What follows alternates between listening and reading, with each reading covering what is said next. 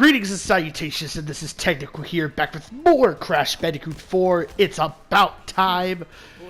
And I'm just going to give a heads up here.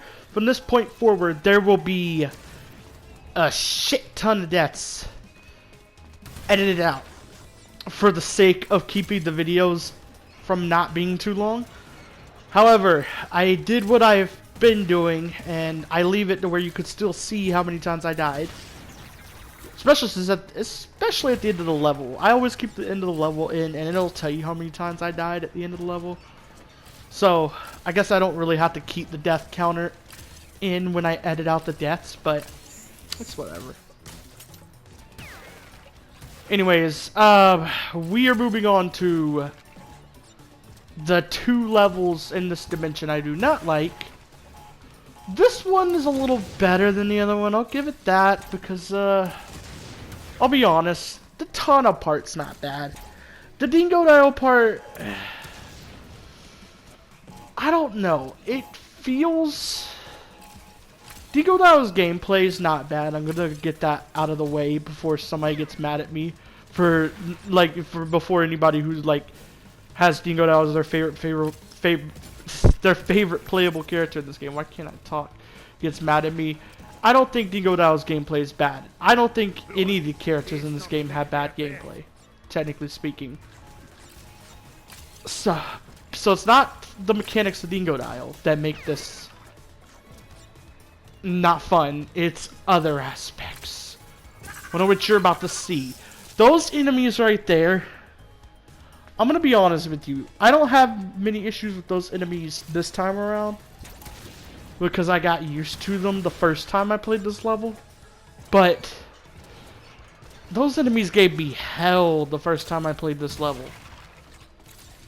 Like the first time I played this level, once I got past the Dingodile part, it was mostly smooth sailing aside from the final part of the level.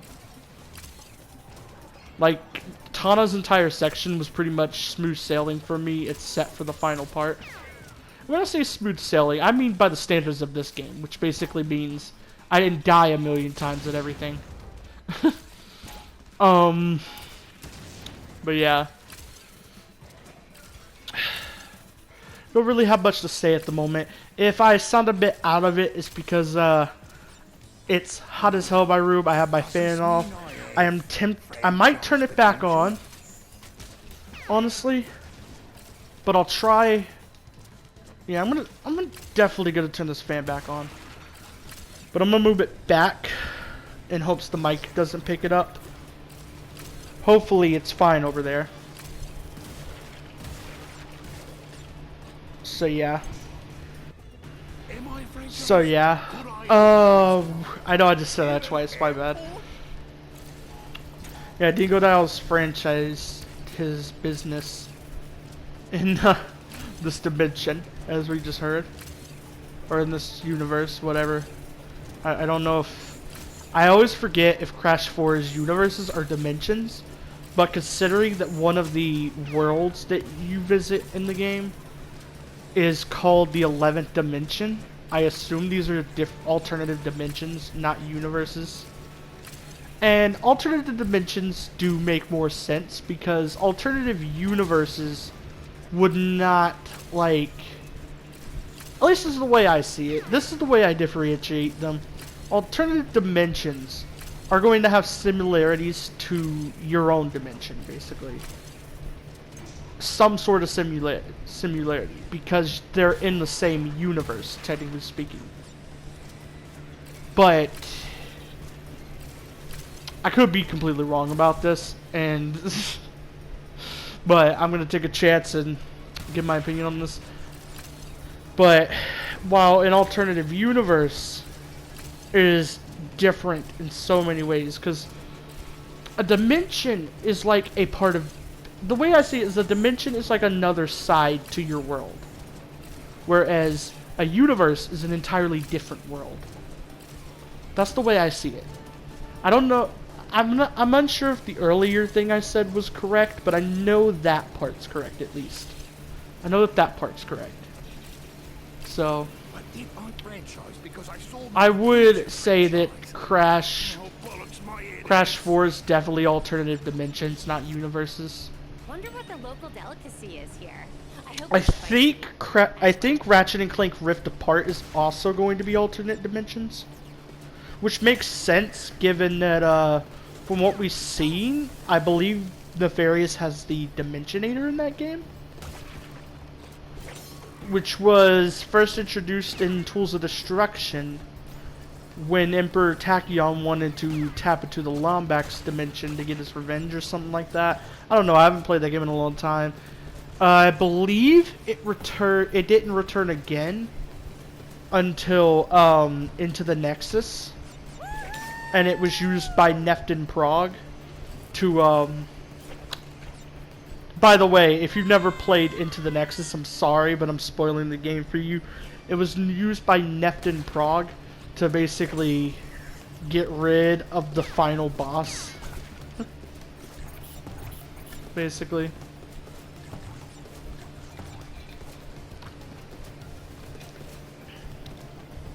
I'm gonna be honest here. I like the callback to Neftin Prague in the Ratchet and Clank 2016 game in the movie, but all it really does is kind of mess up his character.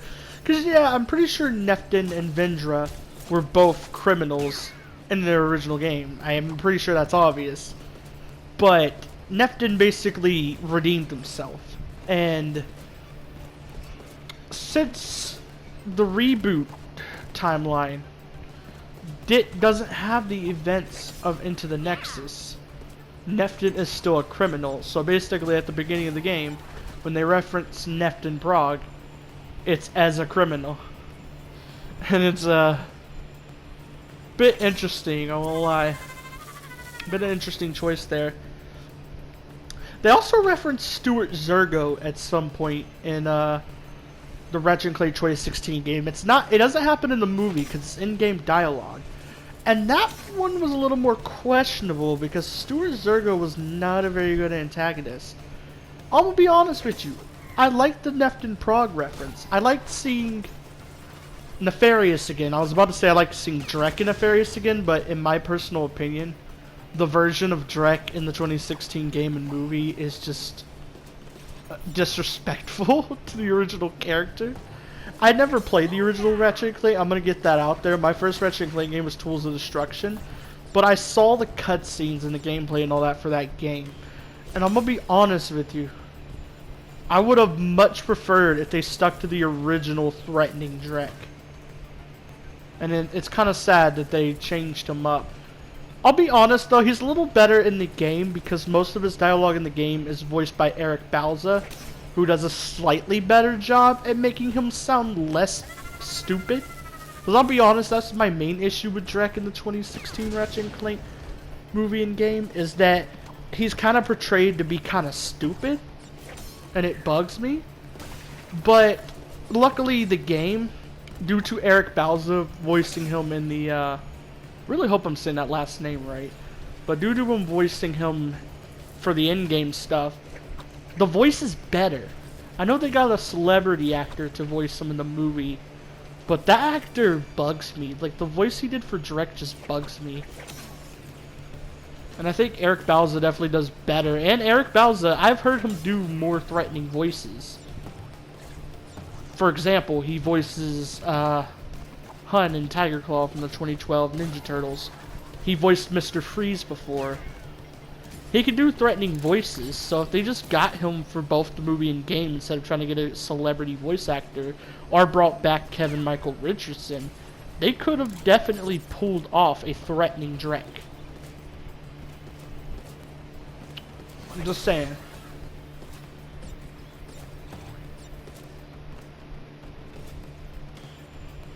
Anyways, I'm done rambling on about Ratchet and Clank. I really hope Rift Apart is a good game, even though I'm probably not going to get a PS5 for a good minute. Probably going to stick to PS4 for now, because PS5s are expensive. But, I'm basically sticking to my PS4 until it breaks. Once it breaks, then I'd rather upgrade to PS5 to get another PS4, because Getting another PS4 is kind of a waste of money at that point. If I'm being honest, because they're only going to be making PS4 versions of games for like another couple of years. So it's just kind of pointless, in my opinion. But yeah, I do hope Rift Apart is actually a good game. And I think it will be. Not to say the 2016 Ratchet & Clank game wasn't a good game. The aspects of that game that weren't from the movie were actually pretty good. Not gonna lie, there was some funny in-game dialogue. Oh, yeah. Ignoring hashtag Gadgetron, that is cringe. I'm sorry. That whoever wrote that joke, I hope that you learned your lesson and you're never gonna write something like that again, because that's just cringe. But there were funny moments in that game, like there was like a moment on Iridia where Skidbid Mercs like gives a code for something. Type in like, "Whoa, dude!" Like, I found that hilarious. I'm not gonna lie. I'm not gonna cap. That I found that hilarious. And then there's another moment where the beginning of the game, I feel like, is written well, like really well. And I feel like if the game wasn't like, you know, kind of held back by the writing of the movie, it could have had great writing, which would have been a good thing, because, you know, the games after A Crack in Time really didn't have writing that was that good in terms of comedy and all that. Not to say they had bad stories, because I believe that Into the Nexus had a pretty good story. I'm not going to speak on the other two, because I really just don't like All for One or Full Frontal Assault. I especially don't like Full Frontal Assault, because that game is just such a departure from the normal formula of Ratchet & Clank, and it's just awful. And sometimes that stuff can work. When games like change up their formula. Crash 4 definitely changed up the formula of the original trilogy quite a lot, while keeping the best parts of that formula, the original formula. So it could be done right, but it's like, the Ratchet & Clank series, in my opinion, has never been good at doing that, unless they stick to the formula they've had for years and just change up a couple things, like they did with the 2016 game, they did with Into the Nexus, and they did with the future titles, the future Ratchet & Clank games. Those games, I feel like, all basically took the play style of the original Ratchet & Clank trilogy, or at least how it played in Ratchet & Clank 3 from what I see, and basically just perfected it. I think Tools of Destruction pretty much perfected it, and then it just kind of kept that quality. And then they perfected it and basically added on a couple things each game. Like Tools of Destruction had what was it? I'm trying to remember what it was. Oh yeah, it was the Zony, the Zony sections, the Clank sections. Tools of Destruction introduced the Zony Clank sections, which aren't that great, not gonna lie. I never beat Tools of Destruction, but I got pretty far in it. I basically defeated Captain Slag, and I think I stopped there. But yeah. A Crack in Time added loads of things that I honestly think were great, and it was nice to see those things return Into the Nexus. It was kind of sad to see them not return in the 2016 game, and that was basically the like jet boots.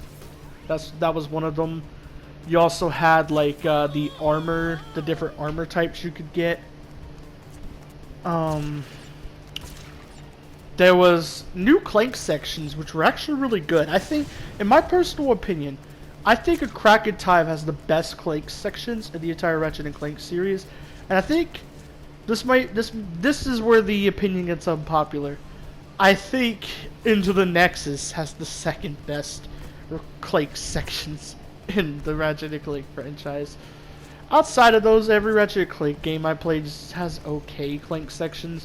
The Clank sections in the 2016 game aren't bad.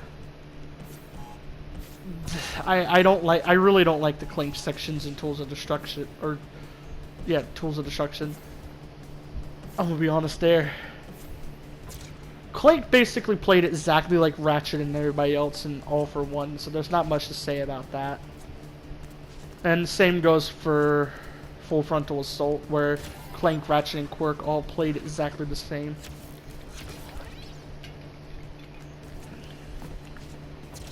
I just really don't like those games. You can tell in my tone when I mention Full Frontal Assault or All for One that I really just didn't like those games. I think All for One's story was okay. That's the only part of the game I think was a good idea. Do I think it was executed well? Probably not, but I think that's the only part of the game that was really okay in the end. Because I like the idea of, like, Nefarious being forced to work with Ratchet, Clank, and Quirk, his three biggest enemies, and basically become friendly with them by the end of the game. Even if he does ditch them at the end of the game, you can see that his character definitely had development from that all, like from the whole situation. And I liked that aspect. The main villain was kind of shit in All for One, which is why I say the story is just okay. But, you know, the aspects of the story that don't involve the main villain are okay. Basically, the parts that just include the main four characters. I know I'm talking about Ratchet and Clank on a Crash 4 video, I'm sorry, but I really don't have much to say about Crash 4 at the moment. I just recently finished the game. And I think I've said all I've had to say before. The game is fantastic. The difficulty does piss me off at times. I think Cortex Castle was ridiculous.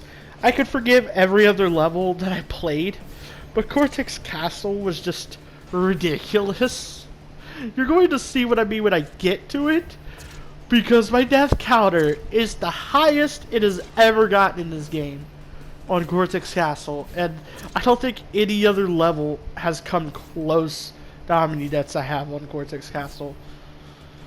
I'm just gonna spoil that now. Okay, we finally made it up. I did struggle with that part quite a bit because, I'll be honest, I really don't like Cortex parts that much. I wouldn't call his parts bad. I said earlier that I don't think any characters in this game have bad gameplay, but I just don't like Cortex's part that much. I feel like if they went for like kind of a mix of what they did and what they did with him in Twin Sanity, if they did like a mix of the two, it would have worked. But I feel like give me a second. I'm sorry, I went silent. I feel like the approach they took was, it doesn't feel fun. I'll be honest. I kind of like the dash, but I don't like how, like, small his jump is, like his single jump. I don't like that you can't control where you land with the dash. I don't like that his whole gameplay is basically revolving around turning enemies into platforms. That's his whole gameplay, and that's the main thing that bugs me. Because Cortex, writing-wise, is the best damn character in this game. But his gameplay is I can't call it shit. It's just not for me. I don't like it. I want to call it shit because I don't like it, but that would make it sound like it's bad. It's actually bad by fact and not just by opinion. But no, I just don't like it. That's all. Good thing I had an Aku Aku there. Yeah, and this part in particular, fuck this part. I'm gonna be honest. Fuck this part. I struggled on this part so damn much. I cut out most of the deaths here, but holy shit did I struggle on this part. Like, fuck this part in particular. The part where you have to jump onto a bunch of large, like, storage crates And the upcoming area is nothing compared to this. Like, this is painful. I'll be honest with you. This section right here is painful. But then again, this section's nothing compared to Cortex Castle. I'll give it that. It's nothing compared to Cortex Castle. Stormy Ascent is nothing compared to Cortex Castle. I said it. Stormy Ascent is nothing compared to Cortex Castle. And that's an opinion, but I feel like that one's fact. Like, that particular thing I said is fact. But, you know, that's mainly just because I have a strong hate for Cortex Castle now. I basically went through the pain of beating it, and now I just loathe the level more than any level in any other Crash game. Which is not really saying much, because I do love most of the levels in the Crash games I've played. But Cortex Castle is just kinda... I'll be honest, it's just too much. And see here, you see me struggle for a minute to get that to go in the right place, and I eventually did get it too, but... Or I got it close enough anyway, I got it to get close enough.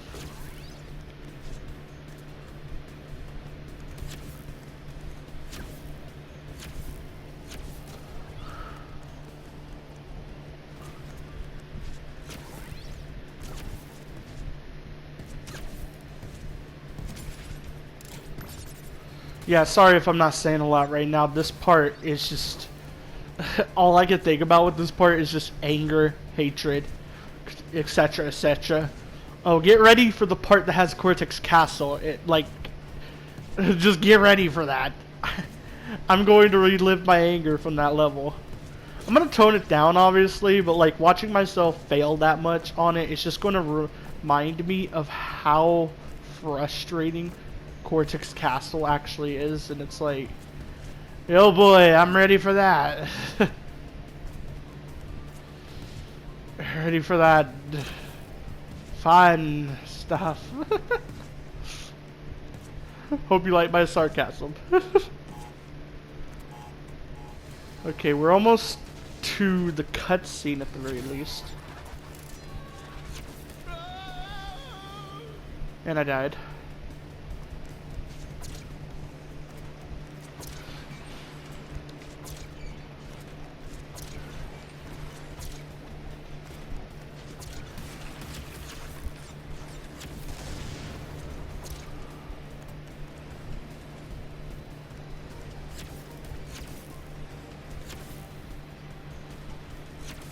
Right here, I basically just try to cheese this section by blowing up the nitro crates. I eventually get it, from what I remember, but it took a second to time it right. And now we're gonna get closer. That should be close enough. And there we go. We just destroyed all those nitro crates. Now we're basically good to go. That Schnurgleshank was killer. Ah, Struth. Who cooked it? Heat was too high. That's why it was all rubbery inside. Subpar grill marks too. I liked the pickled wumpa leaves. Cortex, you can't. Why did you not see it before? Give him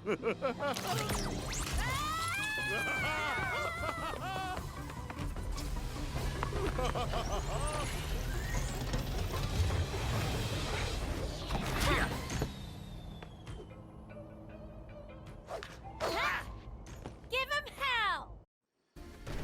As you can see here, I cut out even more deaths. This is my final try at this. I don't know the number of times I tried this part, but I had to cut them out. I really had to cut it out. The original version of this video was almost twice as long. It was 42 minutes. I cut out a lot of deaths. I cut out the loading screens. I cut out basically me going into the levels, just to make the video flow better and all that shit. Anyways, after the cutscene, we're going to end off the video. So, in advance, bye.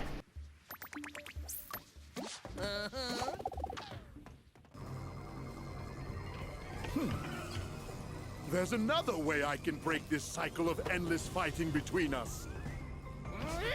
I can go back to where it started. I can undo my greatest failure. He means you, Crash.